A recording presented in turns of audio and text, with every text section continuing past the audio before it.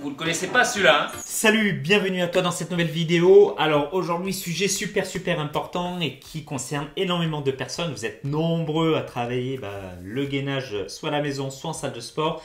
Et les amis, je vois trop souvent les mêmes erreurs. Donc c'est l'objet de cette vidéo. Je vais vous donner les 5 erreurs les plus courantes et qu'il faut arrêter de faire quand vous travaillez le gainage. C'est parti. Alors, petite chose avant, pourquoi travailler, faire du gainage? Tout simplement pour renforcer votre sangle abdominale, protéger votre dos, hein, super important. Et on va dire faire les exercices de gainage quand on a très peu de temps à consacrer à l'entraînement. C'est la meilleure chose à faire. Si vous avez très peu de temps, moins d'1 heure par semaine à consacrer à l'entraînement, orientez-vous vers le gainage. Alors, la première erreur que je vois énormément, c'est les personnes qui font du gainage, c'est-à-dire planche, avec le dos cambré. Donc, les amis, attention, si vous avez déjà à la base une lordose, c'est-à-dire le dos légèrement creusé, vous allez vous péter le dos. Et en plus, vous allez sentir très peu de choses au niveau de vos abdos, hein. Votre sangle abdominale va être étendue, va être étirée au lieu d'être contractée. Donc, s'il vous plaît, remontez légèrement les fesses pour avoir un dos moins cambré, hein. S'il vous plaît, faites ça pour votre dos. La deuxième erreur, c'est un peu l'inverse de la première, c'est d'avoir les fesses un peu trop hautes, hein. Je vois souvent des gens qui font la pyramide en faisant du gainage, hein. Vous n'avez jamais vu ça dans la salle? Donc ça aussi, les amis, il faut éviter. Pourquoi? C'est moins dangereux que d'avoir un creux au niveau du dos. Par contre, vous n'allez rien sentir. C'est inefficace. Vous allez avoir un manque de contraction. Donc bien évidemment, si c'est très difficile pour vous, si vous faites le gainage la première fois, levez légèrement les fesses, ce sera un tout petit peu plus simple. Mais s'il vous plaît, après le gainage, quand vous faites le gainage sur le ventre, c'est plat.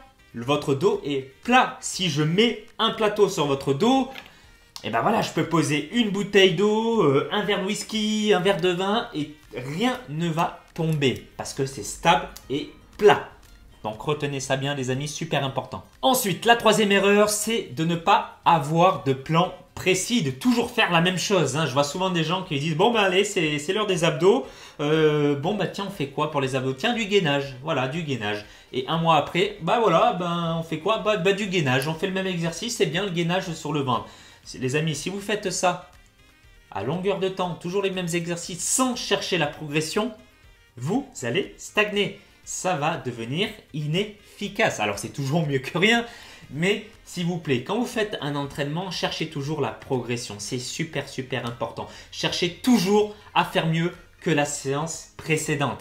Quand vous avez cet état d'esprit-là et que vous êtes assez organisé pour mettre en place ce type de conseils, ça va changer beaucoup de choses. Votre sangle abdominale va devenir plus forte.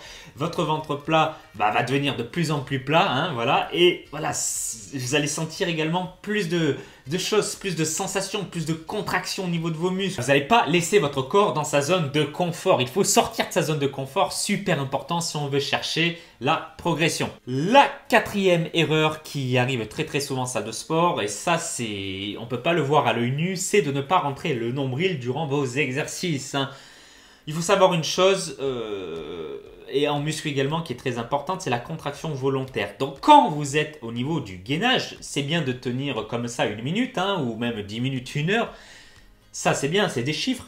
Mais est-ce que vous avez un ressenti? Est-ce que vous ressentez votre muscle travailler? C'est super important. Et pour accentuer la contraction de votre transverse, hein, le transverse c'est le muscle du ventre plat, vous devez rentrer le nombril, c'est-à-dire expirer tout l'air que vous avez dans le ventre jusqu'à, on va dire, prendre votre nombril et le coller vers votre colonne vertébrale. Alors bon, c'est une image, hein, que je donne à mes clients en coaching, en salle. Mais en gros, vous devez rentrer le ventre à chaque expiration, en expirant. Et quand vous inspirez, on ne relâche pas le bide, hein. Non, les abdos, le transverse est toujours contracté à 200%. Et en appliquant cette petite astuce-là, votre gainage sera beaucoup plus efficace. Vous aurez beaucoup plus de sensations, de brûlures. N'oubliez pas la contraction volontaire, élément très important en musculation. Ensuite, la cinquième erreur, c'est de ne jamais avoir testé cet exercice-là.